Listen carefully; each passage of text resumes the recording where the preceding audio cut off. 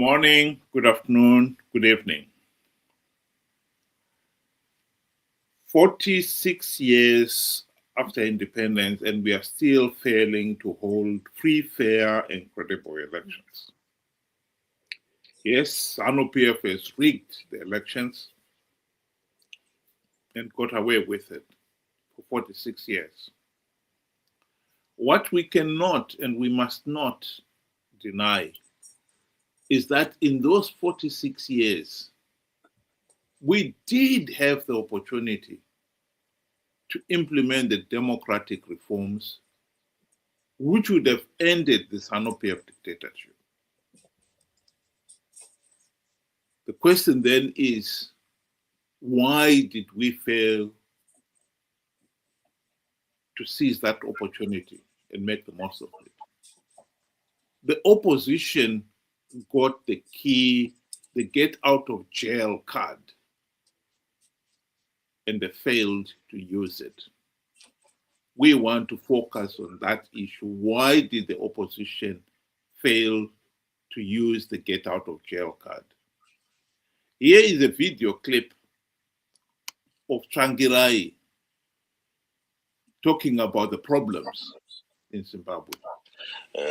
With all its manifestations of breakdown of the rule of law, selective application of the law, the question of the independence of the judiciary, the question of free media. That is the crisis and the root cause of the Zimbabwean crisis. And the refusal to accept that the people of Zimbabwe have the independence to choose their leaders. Because some people believe they have a divine right, because they participated in the liberation struggle, they have a divine right to rule forever and ever and ever.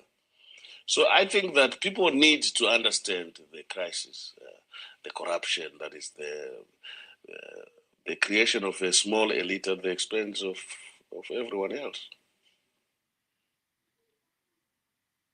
It is a governance crisis. That is all very well. What we cannot deny is that after 26 years and counting on the political stage, the opposition has failed to implement even one token reform, and hence the reason why ZANU-PF is still able to blatantly rig elections and get away with it. Ben, welcome to the program. Good day to you and good day to our viewers. Thank you for joining us. Now, the first thing that comes into mind, and these are facts, the opposition, particularly MDC, CCC, were government at one point. They were part of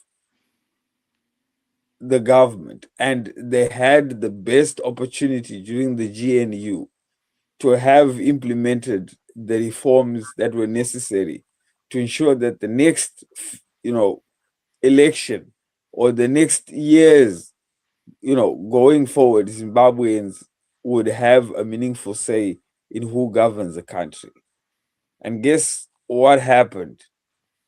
They were bribed, they were given, monetary and valuables, and they since forgot anything or all about reforms. And that is the truth, and that is the fact. If you look back, you can see what they gained. They gained, for TSVANGIRAI, he got given a $4 million house.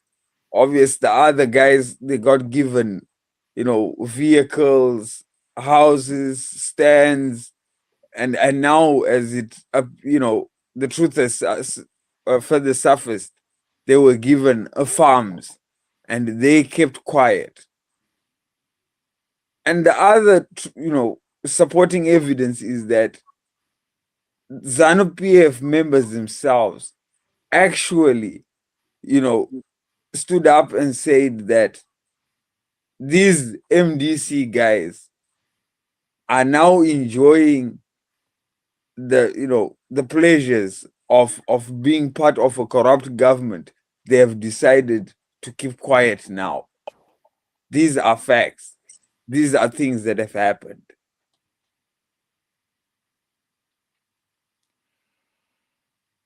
I think in this particular case, what some people fail to understand is that the MDC-CCC were elected by the people on the understanding that they will implement the democratic reforms necessary to end the ZANU-PF dictatorship. That was made very clear from the word go. The party itself called themselves the Movement for Democratic Change. And yet, in the 26 years the MDC-CCC have been on the political stage, they failed to implement even one token democratic change. That is the reality. What the people themselves have got to ask themselves when they look themselves in the mirror is that why is it that 26 years after the MDC was launched, they failed to implement any reforms? And yet the people themselves, we, the people, have failed to realize what's going on. Nations get the government they deserve. We in Zimbabwe, as much as we decided we did not want ZANU-PF by the late 1990s and have risked lives, livelihoods, and limbs to elect the opposition MDC-CCC,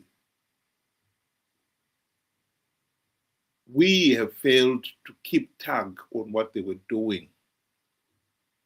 And hence the reason why we are a failed state.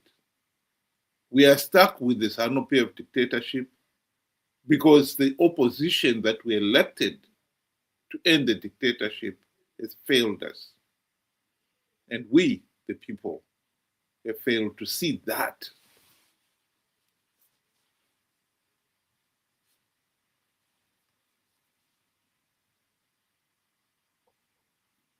One of the key,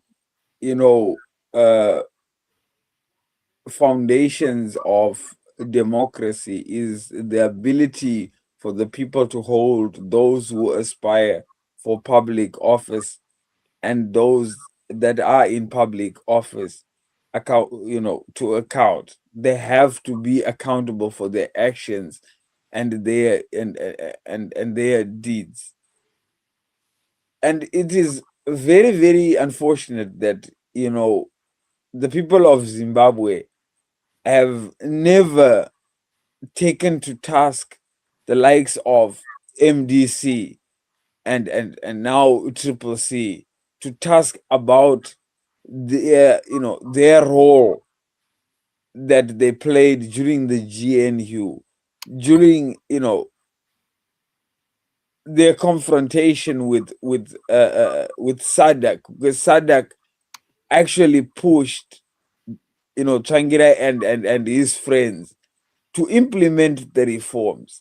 But instead of complying or working with SADC, you find out that Morgan Tsvangirai was one of the person that went and reported SADC to Mugabe.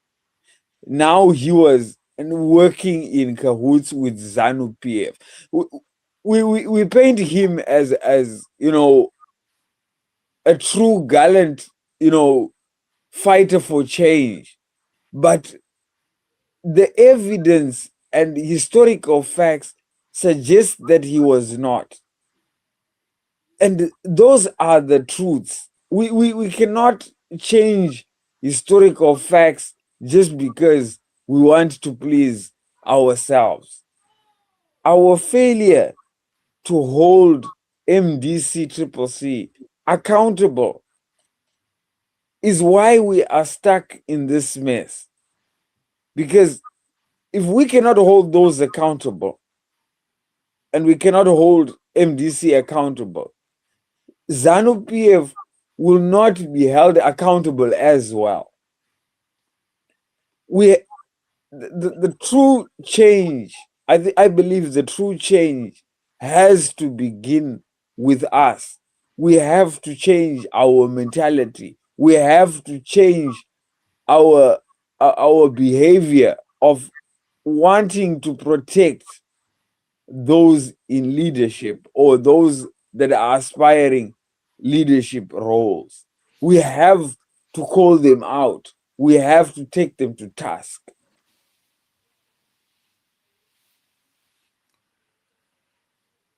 Nelson Chamisa has just announced that he is coming back into politics after the 2023 election debacle. He conned people to participate in those flawed elections on the promise that CCC was going to win big. Hashtag God is in it. It was God's plan. ZANU PF blatantly rigged those elections. And Chamisa resigned, claiming that his CCC party had been infiltrated by ZANU PF. He has now since announced that he's coming back. He is coming back for one purpose and one purpose only: to con people to participate in the flawed 2028 elections that are coming up. That is the truth. It is a tragedy that millions of our people have been so naive, gullible, they're easily conned. They easily believe even idiotic lies like, I've plugged vote rigging loopholes. They will be conned again. And if millions participate in 2028, ZANU PF will get away with it again.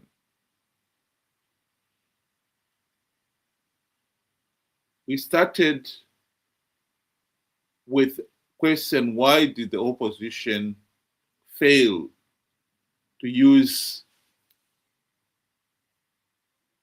the opportunities they were presented with to end the ZANU PF dictatorship? And the reason was, of course, that they are corrupt, incompetent, liars, and conmen. This is a lesson that the people of Zimbabwe have to learn if they want to stop a repeat in 2028. That is the reality. Think about it. Thank you very much. Have a good evening.